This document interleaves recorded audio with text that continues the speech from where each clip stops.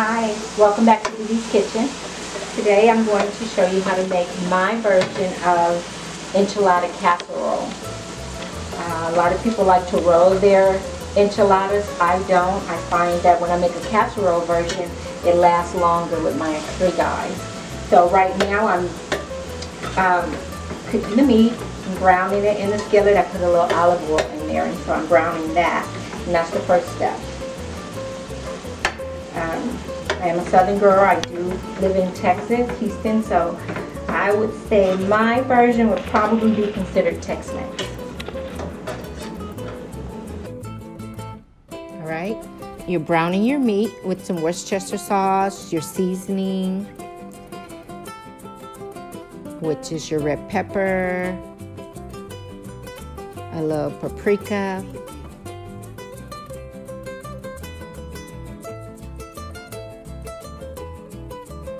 mix it in real good. Alright, I've already drained my meat with the colander. Now I'm putting it back in the skillet.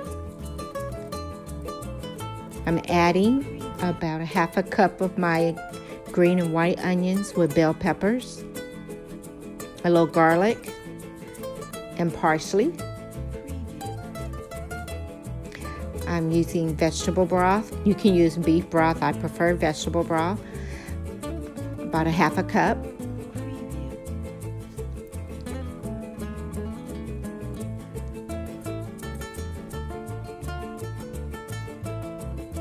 I use a store brand taco seasoning.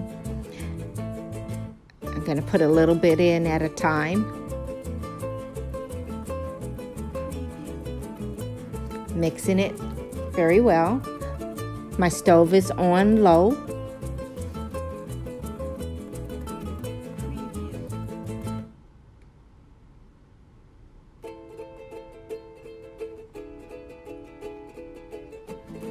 Again, I'm adding seasoning. I like to taste to get that flavor that I want. So you didn't see it, but I added a little bit more. All right, I'm using 1 can of red enchilada sauce. If you know how to make your own enchilada sauce, then go for it. I don't. I'm going to use maybe about a half a can of this green enchilada sauce.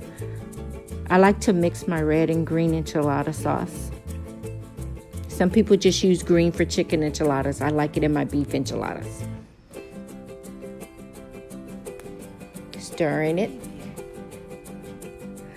Again, I'm adding some chili powder.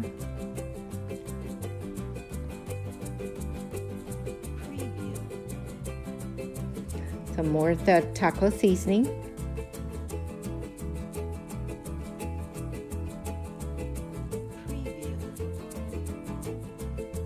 All right, I'm going to use some cornstarch as a thickener, about 2 tablespoons, I guess. Stirring it in, and that's going to thicken my sauce a little bit, so there's not very runny. I don't want it too thick, and I don't want it too runny. I've added my fresh Pico De Gallo. Now I'm going to add some more of this green sauce that I found. I love the flavor. So I have 2 different brands of green sauce. Now I'm going to warm my tortillas up in a separate skillet with a little olive oil. Not too long. About a minute or 2 on each side just to soften them up. A little oil in the skillet, flipping it over. I used about 12 tortillas to make this.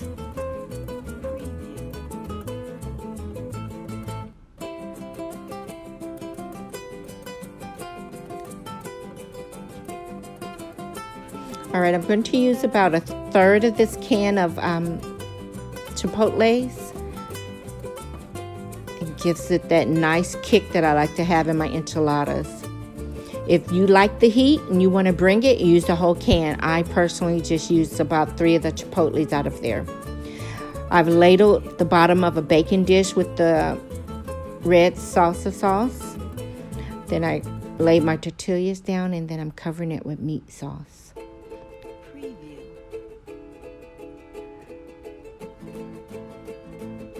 Now I'm going to sprinkle my mixture of cheese.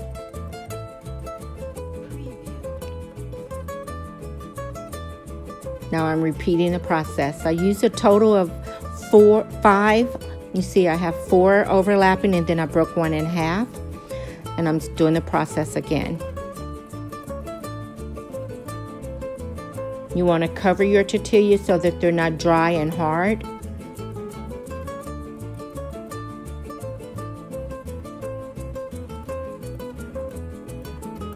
And now I'm adding my cheeses again. I have Mexican 4 cheese mix. I think it's the Tillamook brand that I showed you. And some sharp cheddar. And I use some fresh Monterey cheese.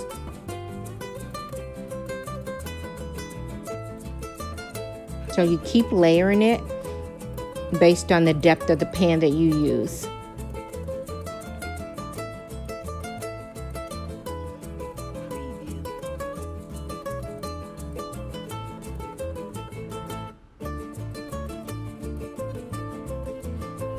Now you're going to get some foil and seal it around and let it bake for about 30 minutes.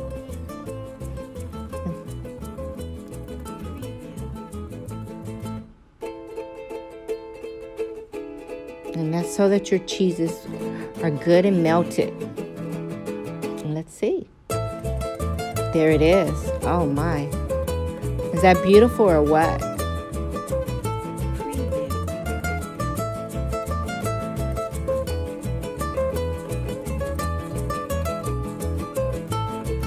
You're going to let it cool for about 10 minutes. Do not cut it right now. All right. Well, I finished my enchilada casserole. So, as always, I believe in tasting my food, and it looks just scrumptious. So, here goes my enchilada casserole.